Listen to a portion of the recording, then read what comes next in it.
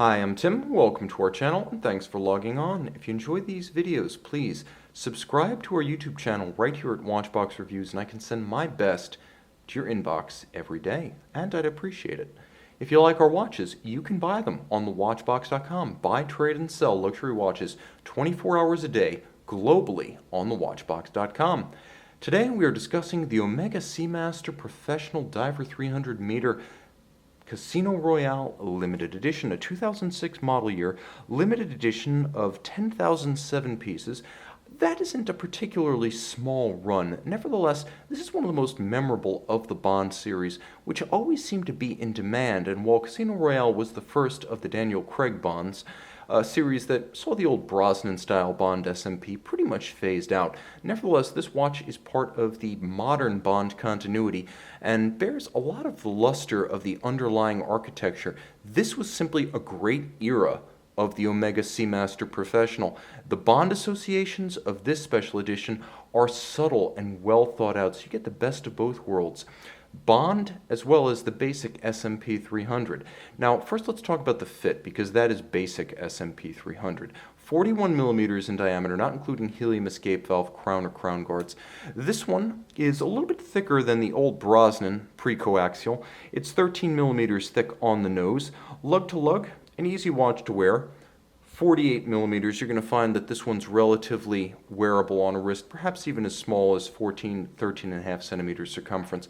Of course, my wrist 16 centimeters circumference gives scale. It is a bit broader across the wrist, however, as you'll find that it measures approximately 52.5 millimeters when you include the solid end links of the bracelet across the wrist. So that's the absolute span. It's a hefty, solid, and impressive piece. A large portion of that comes from what remains a rather versatile bracelet. We first saw this during the early 90s, a combination of rounded flanking links and central links, as well as contrasting satin and polished facets. It's always been somewhere between a dress watch bracelet and a sports watch bracelet, more versatile in that respect than the Rolex 3-link Oyster, but more confidence-inspiring and durable than the 5-link Jubilee. It's really its own thing. On the underside, you can see it ventilates the wrist easily with large channels that also avoid pinching skin or pulling hair. This is before the SMP 300 diver went over to sizing screws, so this is the old pin sleeve bracelet. This clasp, which you can see is specific to the model, represents the clasp family that generally forced Rolex to reconsider the quality of its clasps. Back when this debuted in the 90s, Rolex was still stamping its Oyster clasps. After this pretty much shamed Rolex into upping its game, the entire industry was better off as a result. This remains one of the best clasp designs on the market. Even 25 years after we first saw it, it has the flip-out extension, an all-or-nothing, roughly 1-inch extension that you can use over anything from a wetsuit to a thick winter sweater or coat. And of course, the case itself should be familiar for anyone well-versed in their Speedmaster and Seamaster heritage.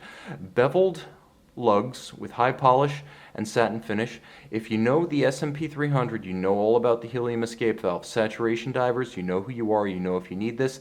Everyone else, Pierce Brosnan as 007 once used it as a grenade, so that's a wonderful conversation starter when explaining your watch to your non-enthusiast friends. The bezel has a satisfying ratchet. It may not be the easiest bezel to grasp with wet or gloved hands, but you will find that it's ideal for lining up and timing short duration events from 0 to 60 minutes, so it remains an excellent radial display, a chronograph that's not a chronograph, so to speak, with none of the downstream service costs of a mechanical chronograph. I always find timing anything from cooking to intervals between meetings to time before your flight, a dive bezel is better than a chronograph, and I stand by that. The dial is where this watch goes most heavily Bond. There is no mistaking the dial of this from the old Omega Wave that Brosnan wore. You have the rifled motif on the center, reminiscent of the opening sequence of James Bond movies.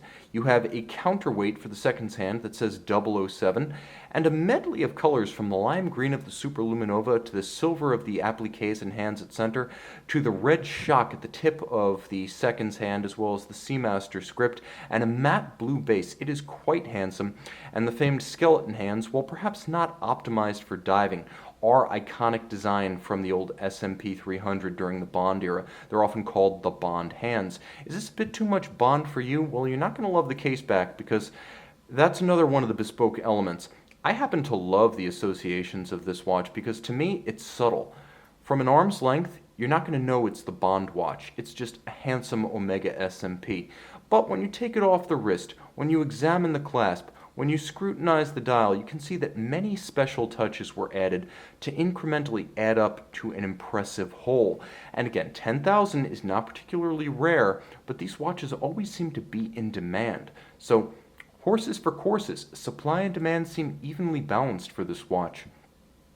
You'll also note that inside it is a coaxial chronometer. We've stepped up as of 2006 to the coaxial Calibre 2500, not the old 1120 that Bond knew during the Brosnan era. Craig era, everything is coaxial, which means 48-hour power reserve, free sprung index. It features both hacking and a quick set for the date. 300-meter water resistance, screw down crown, screw down helium escape valve.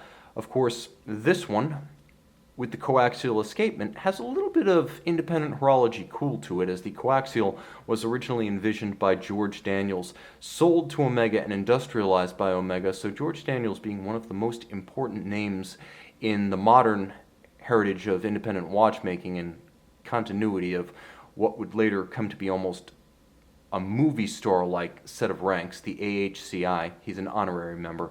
You have a little bit of his legacy on your wrist with this watch. It's also a chronometer, COSC certified, and so you have a movement that was heavily influenced by a guy who stands shoulder to shoulder with the likes of Philippe Dufour, Carrie Vaudelin, and F.P. Journe, but you get it in a mainstream watch by a mainstream manufacturer that's going to be around to service it forever.